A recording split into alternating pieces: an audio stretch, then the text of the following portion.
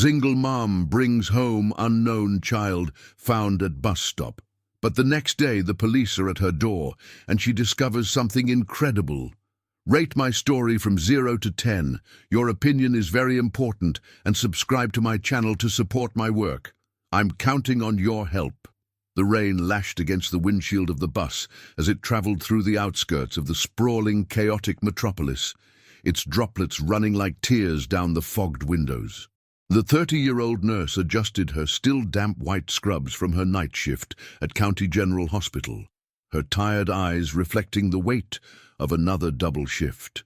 Her body ached, but her determination to support her 4-year-old son kept her going, even when every muscle screamed for rest. The bus stop appeared through the curtain of rain, illuminated only by the weak, flickering light of a street lamp. It was almost midnight, and the deserted streets of the neighborhood seemed even darker under the winter storm. She hurried off the bus, eager to get home and check on her son, who was being cared for by the elderly neighbor during her night shifts. That's when she saw her. A small figure huddled against the glass wall of the bus stop, trembling violently as the freezing rain poured through the holes in the broken structure. The child couldn't have been more than 2 years old, her dark hair plastered to her pale face with water and dirt. Her torn clothes barely covered her thin little body, and in her small arms she clutched a worn teddy bear, as if it were her only connection to any kind of safety. The nurse stopped immediately, her maternal heart leaping at the sight. She looked around for a responsible adult, but the streets were completely empty. The storm had driven any sensible person indoors, leaving only her and that abandoned child in the darkness of the night. "Oh my God, what are you doing here all alone?" she whispered, approaching slowly so as not to frighten the girl even more. The little one lifted her face, revealing big, scared eyes that glistened with tears mixed with the rain. She didn't say a word, just kept trembling as she hugged her teddy bear tighter. The healthcare professional felt a pang in her chest. All her experience dealing with vulnerable children in the hospital alerted her to the extreme gravity of the situation. The girl was clearly in a state of hypothermia, dehydrated, and probably had spent hours exposed to those inhumane conditions. Without hesitation, she took off her jacket and wrapped the child carefully, feeling how cold the little body was to the touch. "Come on, sweetie. I'm going to take you somewhere warm," she murmured, in the softest voice she could manage, picking the girl up in her arms. The child didn't resist, seeming too exhausted for any reaction other than to continue hugging her teddy bear. During the quick walk to her simple apartment, the nurse couldn't stop thinking about how such a small child had ended up there. Where were her parents? Why hadn't anyone noticed her disappearance? The questions pounded in her mind as she climbed the stairs of the dilapidated building where she lived with her son.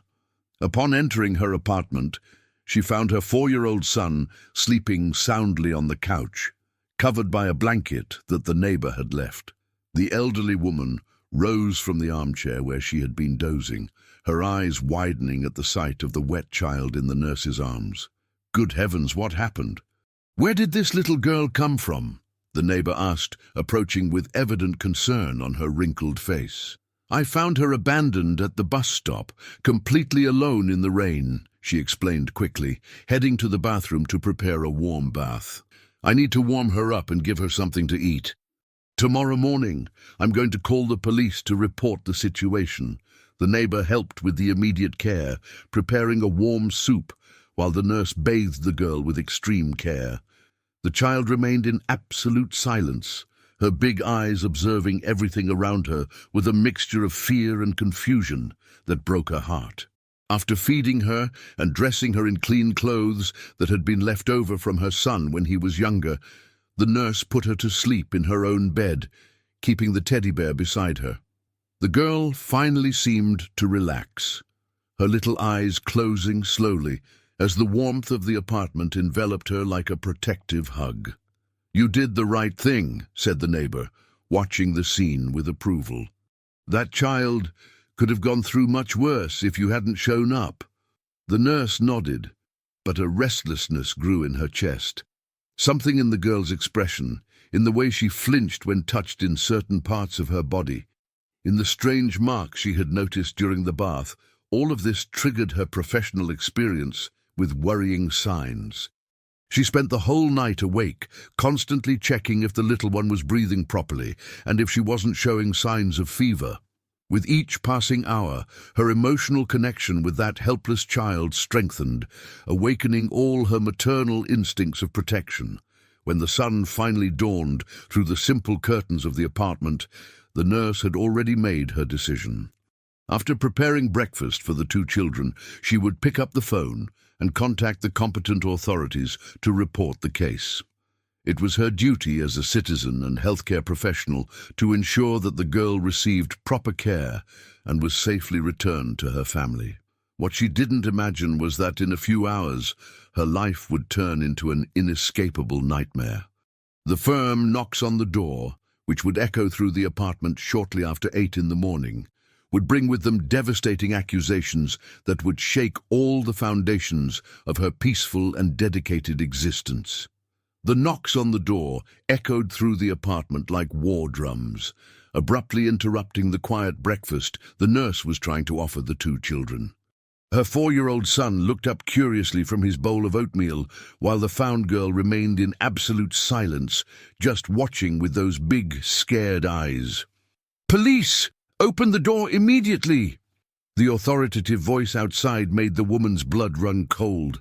She looked at the children, trying to stay calm, and walked to the entrance with hesitant steps.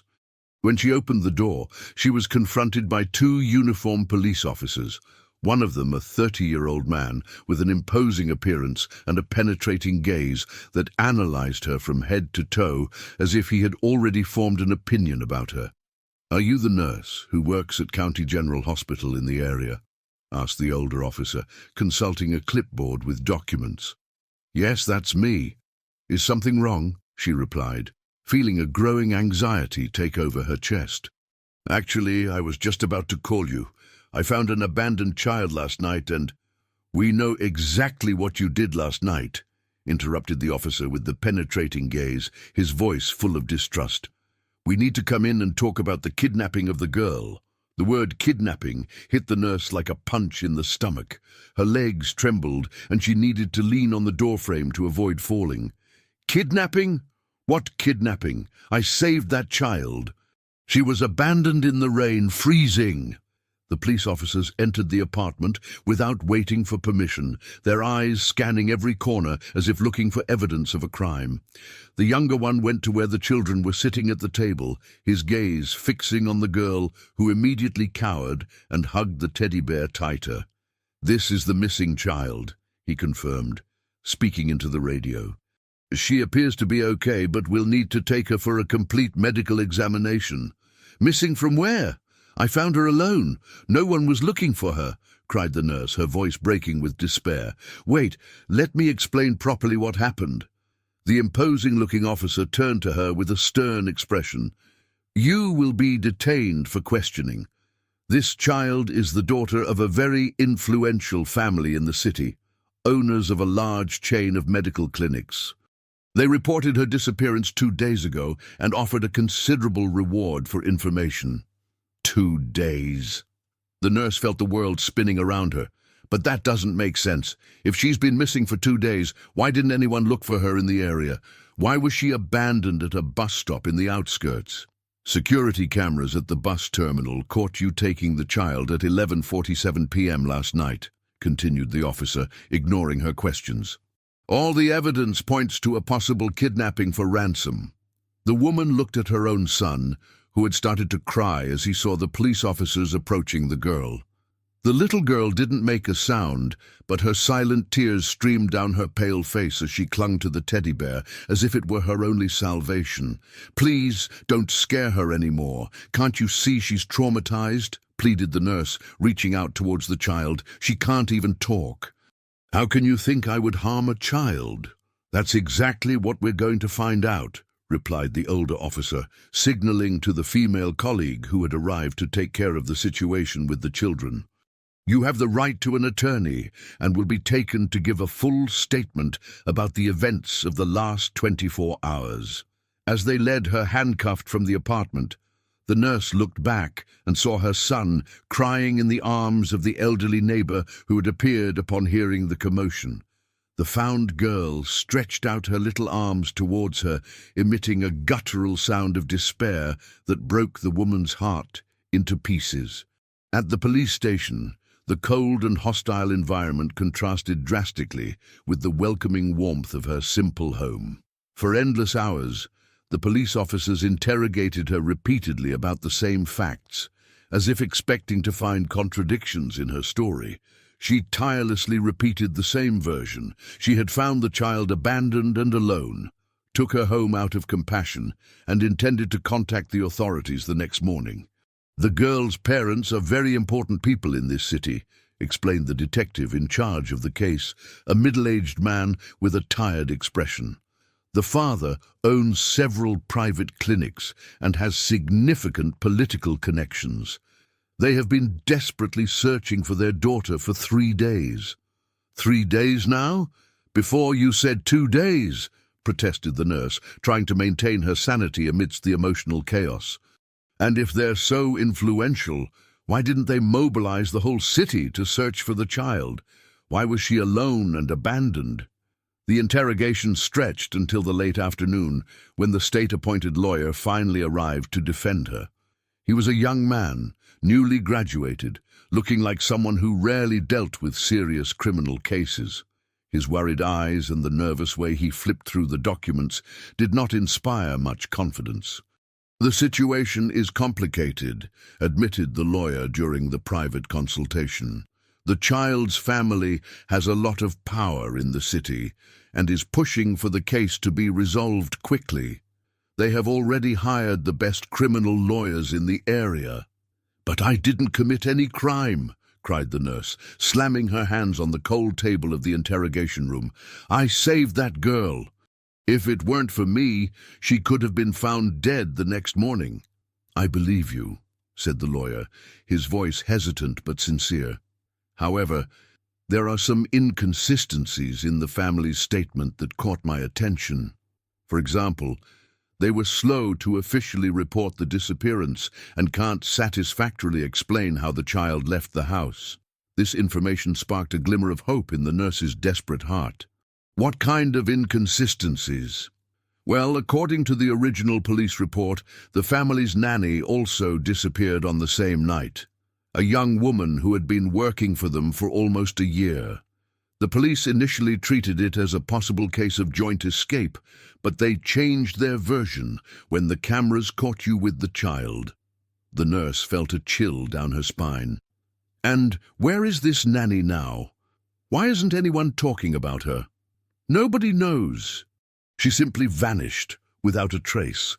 The family claims she kidnapped the child, but they can't present convincing reasons for such an act." When she was finally released on bail at the end of the day, the nurse returned home to find a devastating reality. Neighbors whispered in the hallways, pointing discreetly as she passed. Her son was confused and scared, asking questions she didn't know how to answer. And worst of all, she received a call from the hospital administration, informing her of her immediate suspension from duties until the case was clarified. The life she had built with so much effort and dedication crumbled before her eyes like a house of cards. But as she looked out the apartment window, watching the rain that had returned to fall on the dark outskirts, a fierce determination grew in her chest. She knew the truth about that night, and she would not rest until she proved it to the whole world. The following days turned into an endless nightmare for the nurse. Without her job at the hospital, the income that barely supported her small family completely evaporated. Savings dwindled quickly between consultations with the lawyer, the costs of the process, and the basic needs of home. The landlord of the apartment, a middle-aged man with a severe appearance, appeared at the door 3 days later with an eviction notice in his hands. "I can't have a criminal living in my building," he declared bluntly, avoiding looking directly into the woman's eyes. "The other tenants are complaining, saying they don't feel safe. You have 2 weeks to vacate. The nurse felt her legs weaken. Please, I'm not a criminal. I'm being accused unfairly. Give me more time to prove my innocence. I've made my decision. If you don't leave voluntarily, I'll request the repossession. The man turned and went down the stairs without looking back, leaving her with the trembling paper in her hands. Inside the apartment, her 4-year-old son was playing alone on the floor, building towers with old wooden blocks. Since the episode with the police, the boy had become more withdrawn, constantly asking where the teddy bear girl was and why Mommy kept crying at night when she thought he was asleep. The phone rang, breaking the heavy silence of the afternoon. It was the principal of the boys' elementary school, her formal and distant voice echoing through the line. "I need to talk to you about a delicate situation involving your son," the educator said. "Some parents are worried and questioning whether it's appropriate to keep a child whose guardian is being investigated for kidnapping in school." The nurse felt the world crumble once again. "My son has nothing to do with this. He's just an innocent child." "I understand your position, but I need to think about the well-being of all the children at the institution. It would be best if he stayed home until this situation is resolved." When she hung up the phone, the woman collapsed on the worn couch, covering her face with her hands as tears of frustration streamed between her fingers. Her world was falling apart piece by piece, and she felt completely powerless to stop this freefall. The doorbell rang again, making her jump. She expected to find more problems outside, but she was greeted by her young lawyer, carrying a briefcase full of documents and with a more hopeful expression than she had seen since the beginning of this nightmare. "I have important news," he announced, entering the apartment and spreading papers on the kitchen table. "I managed to get access to the girl's medical records through a court order." The nurse approached, trying to decipher the technical terms in the reports. "What do they reveal?" "Very worrying things. This child had been taken to the emergency room of her own family's private clinic at least 5 times in the last 6 months, always with injuries that doctors classified as domestic accidents." The woman's blood ran cold. Her professional experience made her immediately recognize the pattern described by the lawyer. "What kind of injuries?" "Bruises in places inconsistent with normal falls, minor burns, defensive scratches on her arms. And there's more. The nanny who disappeared had made several calls to Child Protective Services in the weeks before her disappearance." "Oh my God," whispered the nurse, remembering the strange marks she had noticed on the girl's body during the bath. This child was being abused by her own parents. "That's what everything indicates. But here's the problem. The family has a lot of power and influence. They managed to stifle any previous investigation into possible mistreatment. The nanny's reports were filed without adequate investigation." The lawyer continued explaining that he had discovered something even more disturbing. The wealthy businessman, owner of the chain of clinics, had been facing serious financial difficulties in recent months. Several of his establishments had been fined for irregularities, and he had lost important contracts with the public health system. "There is a possibility that he was using his own daughter as part of some obscure financial scheme," revealed the young lawyer, his voice low and full of anger. "The nanny may have discovered something and tried to protect the child." "Then why am I being accused? Why aren't they looking for the nanny to hear her version of the facts?" "Because you're the perfect target. A poor single mother, without political connections or resources to defend herself properly. It's much easier to blame you than to investigate a powerful and influential family." That night, after the lawyer left, the nurse couldn't sleep. She paced back and forth in the small apartment, processing all the devastating information she had received. The image of the scared girl clutching her worn teddy bear wouldn't leave her mind. The next morning she received an unexpected visit. The imposing-looking police officer who had participated in her arrest was standing at the door, but this time without a uniform and with a very different expression from the initial hostility. "Can I come in?" I need to talk to you about some things I discovered during the investigation. The nurse hesitated, remembering the coldness with which he had treated her days before. What do you want from me now? I want to hear your version of the facts again. But this time, as someone who is starting to question the family's official version. She let him in, remaining cautious. The officer sat down at the kitchen chair and pulled a small recorder from his pocket. "Off the record," he said, turning off the device before even turning it on. "There are many things in this case that don't make sense. The pressure we're receiving from superiors to quickly close the investigation. The family's resistance to cooperating with certain aspects of the inquiry, and mainly the child's behavior." "What behavior?" asked the nurse, sitting down in front of him. "She doesn't show any joy or relief at being rescued from the supposed kidnappers. When her parents came to pick her up at the police station, she hid behind an officer and started to cry. That's not normal for a child who was being held in captivity." The officer continued reporting disturbing observations. During attempts at child-friendly questioning, the girl had been extremely agitated whenever asked about her home or family. She remained silent, but her gestures and body reactions suggested genuine fear. "There's one more thing," said the officer, lowering his voice even further. "I received an anonymous call last night. A woman said she had information about the missing nanny, but she hung up before giving details. I believe she may be hiding somewhere, afraid of retaliation. What does that mean for my case?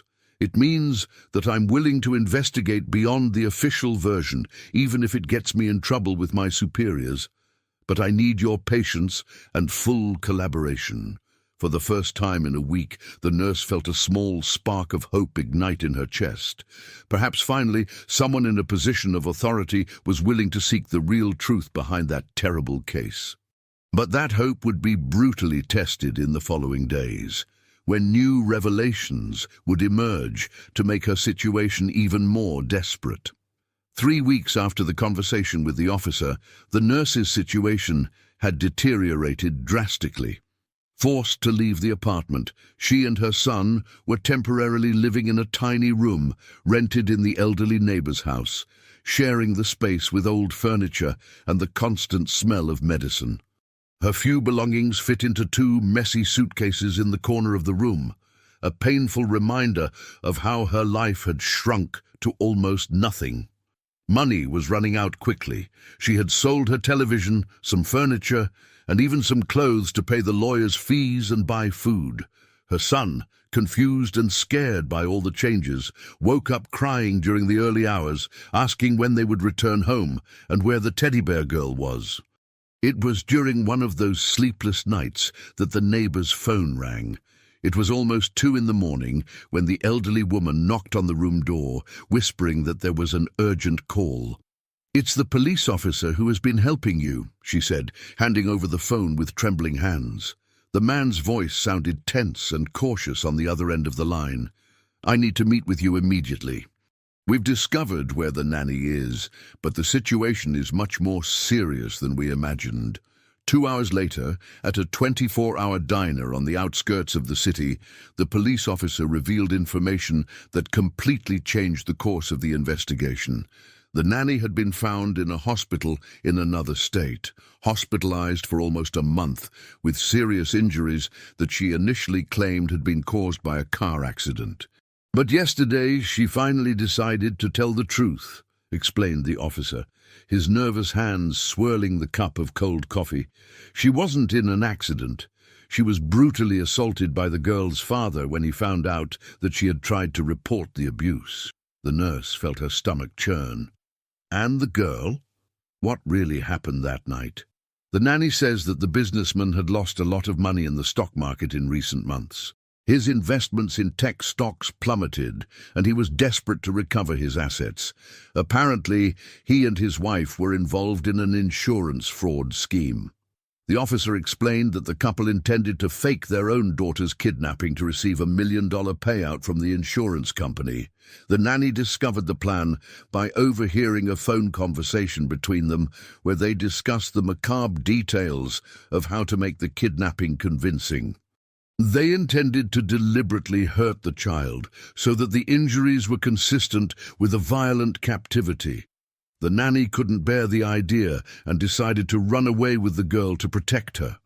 "But why did she leave her at the bus stop alone?" asked the nurse, trying to process the enormity of that revelation. She was being chased by thugs hired by the businessman.